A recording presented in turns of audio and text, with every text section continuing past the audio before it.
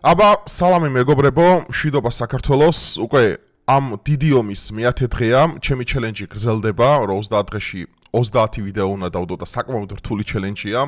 ნუ ამ 10 დღეში უკვე მე დავდე 10 ვიდეო YouTube-ზე, ყოველდღიურად აქტიური ვარ. თქვენი მხარდაჭერა ძალიან დიდ ძალას მაძლევს, ამიტომ კიდევ ერთ ძალიან დიდ მადლობას გიხდით.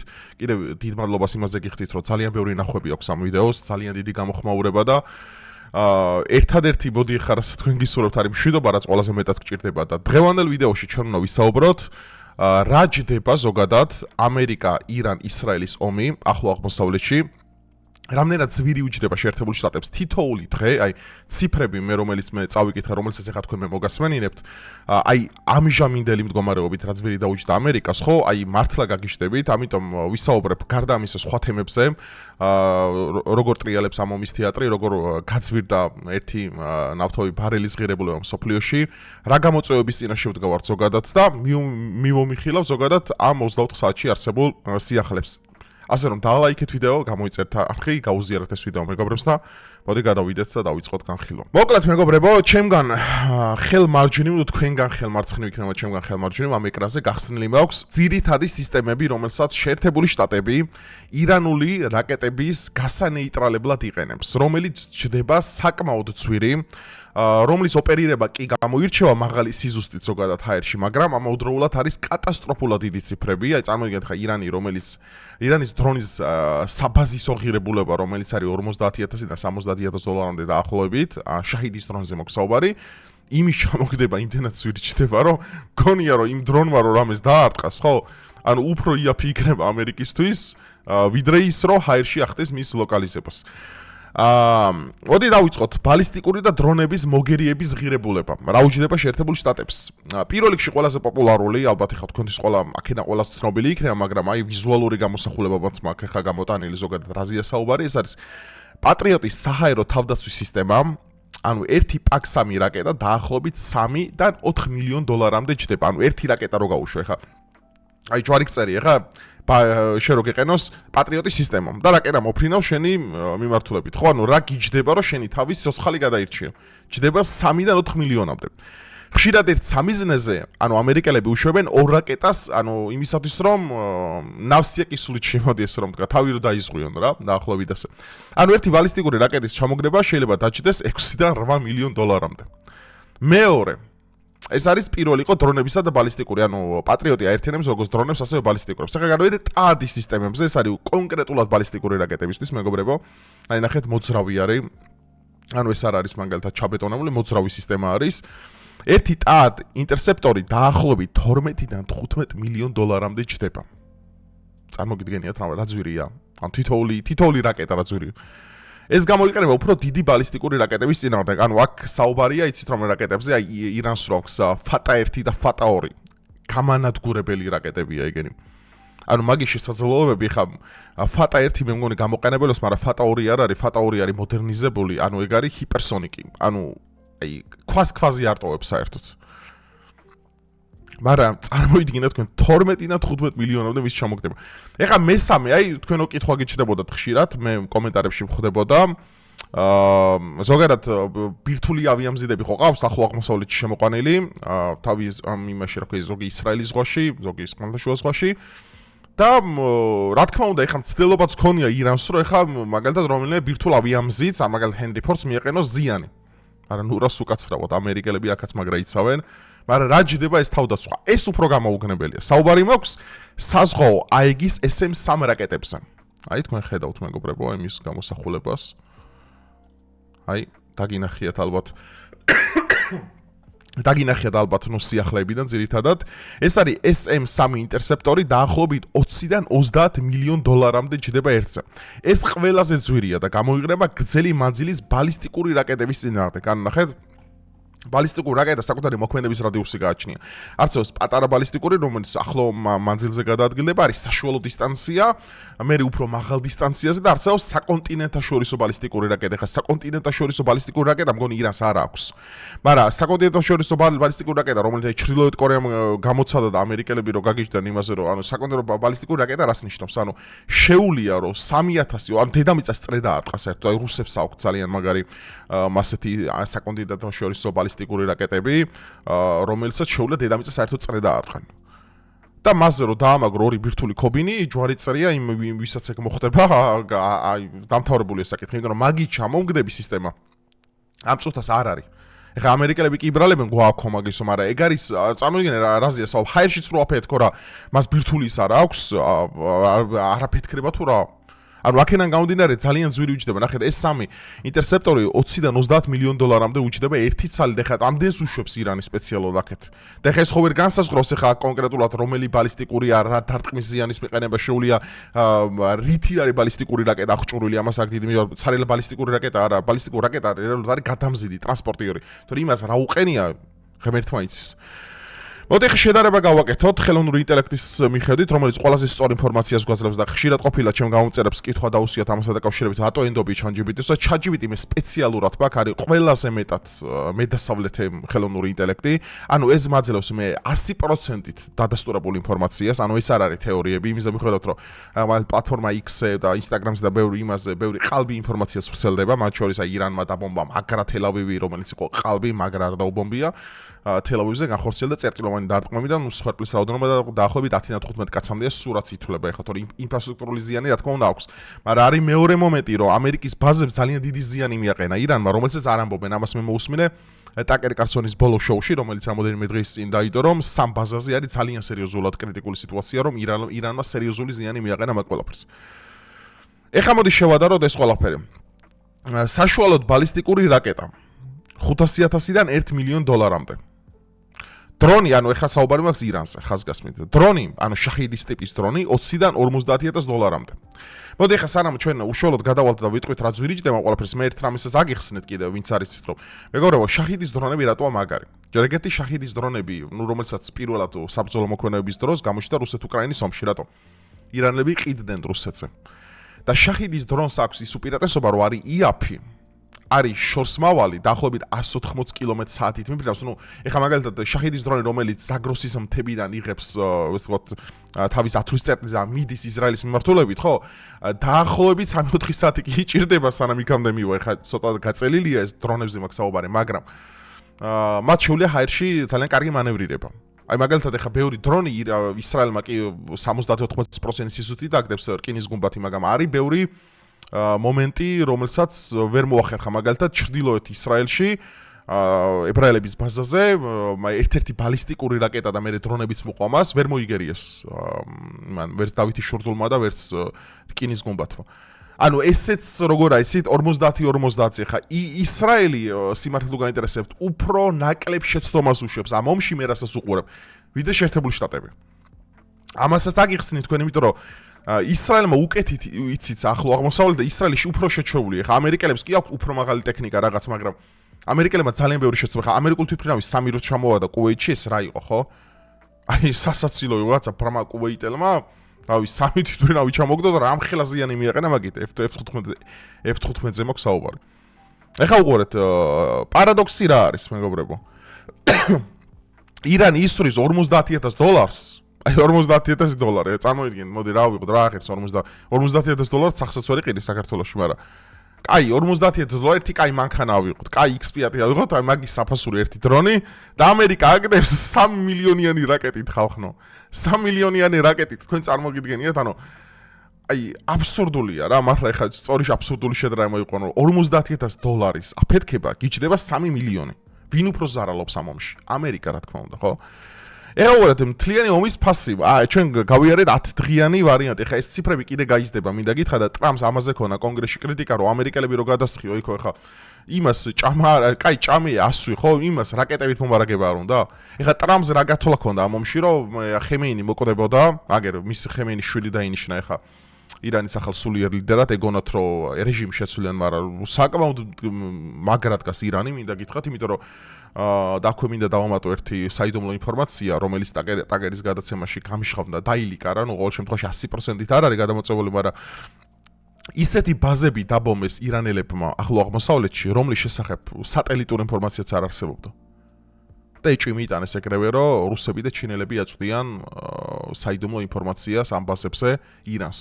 და ეგრეთ წოდებული პროქსი ომი მიმდინარეობს ხა ამერიკასა და ჩინეთს შორის. თუმცა ჩინეთის აქვს ძალიან ძლიერი როგორც ჯაშუშური სამსახური, ასევე ძალიან ძლიერი სისტემები, რომლებიც ადგენენ ამ ყველაფერს. იმიტომ რომ ირანმა არ იცოდა ამ ფაზებზე არაფერი. და არც იმის ტექნოლოგია ეს გაიგო. უეჭველი რუსები და ჩინელები ჩალიჩობენ. რუსეთს არც უარყოფია და არც დაუდასტურებია ეს ფაქტი. ეხლა კი ესაუბრა დღეს პრეზიდენტი პუტინი პრეზიდენტ ტრამპს, მაგრამ ეხლა ტრამპმა იქ თქვა რომ ჩვენ დახმარება გვინდაო რომ ეს კონფლიქტის დეესკალაცია მოხდესო და ტრამპს უთქვია რომ ჩვენ თუ დახმარება გინდა უკრაინის ომი დაასრულო და უფრო დიდი აბსურდი რაც მინდა გითხრათ რომ იორდანიაში ზელენსკის გაუგზავნია აი დრონების სპეციალისტები როგორ უნდა ჩამოაგდონ ეხლა ირანული დრონები აი რაღაცა აი ზაღლი შინარ ვარგოდაო ეხლა ეგრე იყო მაგის ამბავი რა სად ზელენსკის ადახლო აღმოსავლეთი აი გავაგრძელოთ მოკლედ 2024 წლის აპრილის რა 2024 ამას ეშლება რა აქ წლები აერია უბრალოდ დრონის ჩამოგრება 1-დან 3 მილიონამდე ხო წლები აქ აკარეული მაგრამ ციფრები არის სწორი ამერიკა ისრაელი მან მოკავშირეების დღიური ჯამური ღირებულება ამ სპეცოპერაციაში განსაკუთრებულად დატვირთულ დღეებში ხდება 1-დან 1.5 მილიარდამდე დრონის ჩამოგდება 1-დან 3 მილიონამდე, ბალისტიკური რაკეტების ჩამოგრება 6-დან 30 მილიონამდე, ერთი ხამის მასიური თავდასხმის ოპერაცია არის 1 მილიარდი ხალხო. არა ხა მეტყვით ხა იმას, რომ ამერიკას რა უჭირსო მაგის მაგრამ ეგეგრე არ არის. ეგეგრე არ არის ნამდვილად. მე კიდევ ერთხელ ვამბობ, ირანი არ არის ერაყი ხალხო და ავღანეთი. ირანს ის რაკეტები აქვს, რაც ახლო აღმოსავლეთში ამერიკას არც ერთ ომში მტერს არ ქონია. მარტო ფატა 1 და ფატა 2 იყოფა ამას. შაჰიდის დრონები რო გამოაკლო კიდე და კიდე ბევრი რაღაცა რას ირანს აქ და კიდევ დავიმახსოვროთ ის რომ ბოდიშით ალერგია მაქვს ცოტა აქ და იმიტომ არის ხოლმე რომ იმეშვება არ ვიცი ამ იმაზე რა ქვია ბუმზე მაქვს ალერგია და იმიტომ მიწევს ხოლმე ყველა და ბოდიშს ვიხდი ჩემი ის არ არის ახლა მე გამოვცლია და ახალს დავაყენებ ეხლა უყურეთ რა ხდება ხალხო ირანი ჯერ არ ვიცით როგორი არის სახმელეთო ოპერაციაში იმიტომ რომ ირანს ყავს დაახლოებით 2-დან 3 მილიონამდე აქტიური ჯარისკაცი და მაკედან 400,000-დან 500,000-მდე ირანის ისლამური გუშაკთა კორპუსის ელიტარული ქვედანაყოფები რომლებიც ახლა ტრამპი რაღაც ხაპრებს რო ყვება გამოდის და ის გავანადგურებთ ბიჭო თუ ყველაფერი განადგურებული გაქვს საჰაერო სივრცე არ არსებობს ბალისტიკური გამშვებები აღარ არსებობს დრონების საცავები აღარ არისო მაშინ მიდი დაიღეთ ირანი რატო ვერ იღებ უბრალოდ ეს არის საინფორმაციო ომი საინფორმაციო მე რა თქმა უნდა ირანი დაიბომბა რა თქმა უნდა მაგრა დაიბომბა მე კიდევ ერთხელ ვიმარებ განსაკუთრებული სიზუსტით ოპერირებს ისრაელი. მე კიდევ ერთი მინდა ესე ვთქვათ შარაუთი გაუკეთო რომ ებრაელებს აქვთ მართლა უნიკალურად კარგი ნიჭი სამხედრო ოპერაციების წარმატების, იმიტომ რომ აი აქ გამოჩნდა რომ მაგალითად ეხა ტანკერებზე რომ იტანა ისრაელმა ძალიან ძლიერი დარტყმა ეს იყო ჩრდილოეთ თეირანის თავზე აი თქვენის კადრები გექნებოდთ ხო ნახე ქუჩაში ის წყალგაყვანილობის სისტემებში რომ ჩაიღვარა ეს ნავთობი და მე ცეცხლი რო გაჩერეს ცნობილი კადრებია ეხა გუშინ დაიდო იქზე გექნება თუ ეჭველი ნანახი ეგ განახორციელა ისრაელმა მაგრამ მაგის აფეთქება იყო საკმაოდ რთული და მან გაუგებრობა მოხდა შეერთებულ შტატებსა და ისრაელის იმაში შტაბს შორის რომ ისრაელმა არ გითხრაო ამის შესახებ რომ აპირებდა მაგასო რა და პრაქტიკულად მაგაზე დარტყმა ნიშნავს რომ ჰაერში ხავი ჯოჯოხეთური შავი ღრუბელი იყო და ტოქსიკური გახდა ჰაერი და მავნე ნივთიერებები გავრცელა რაღაც და იყო ძალიან რთული მაგ ყველაფრის გაკეთება და მე ხა რა განსხვავებებს ვდებ ხა ანუ ესე თქო მარტივი შეხედვით რო შევხედო იმიტომ რომ აქ მე მქონდა კიდე იმაზე საუბარი რომ აი დარტყმების სიზუსტე როგორია ზოგადად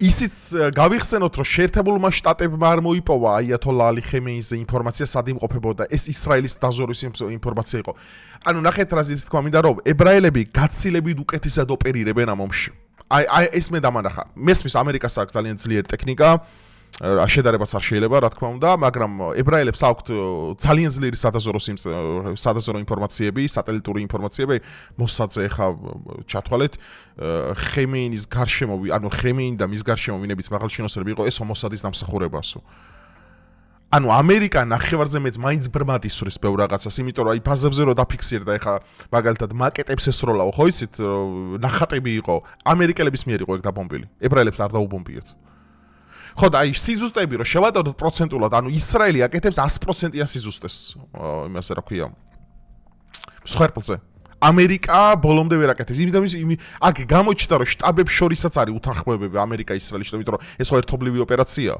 ლომის ღრიალი და ეპიკური შურისიება. აქედან გამომდინარე ისრაელის წმინდა სამხედრო კუთხით შევაქებ აქ მინდა ვთქვა, თორე ხა სამოქალაქო პირების დაყუპვა და ეგენი რა თქმა უნდა შესაძლებელი რა თქმა უნდა არ არის. ხო, ეხლა ზარალებზე აქ საუბარი, ზარალი იყო, ნუ საერთო ჯამში ირანის შეტევები დაახლოებით 100-დან 200 მილიონამდე ჯდება, თავდაცვის ღირებულება 1-დან 1.5 მილიარდამდე და მიღებული ფიზიკური ზარალი რამდენიმე ათეული მილიონი. ნუ აქ საუბარი მაქვს, რაც გაარტყა უკვე ირანმა ამერიკულ ბაზებს, ხო? აი ეს არის მეგობრებო, ეს რუკები აჩვენებს როგორ გაიარენი შეტევის რეალურ რეგიონში, შეტევის მასშტაბებია, ეს წელი არეულია, ეს ცოტა უბერავს 2026-ია რეალურად საუბარი. აი ეს არის დრონებისა და ბაზების მანევრები, აი როგორ ხდება მაგალითად, წინასწარ როგორ არის გაგებული, რომ რას უნდა დაეცხან თავს, როგორ არის ეს ყველაფერი მონიშნული. ეს არის ისრაელის ტერიტორია, რომელიც ყველაზე დიდი სამიზნეა ამ ომში.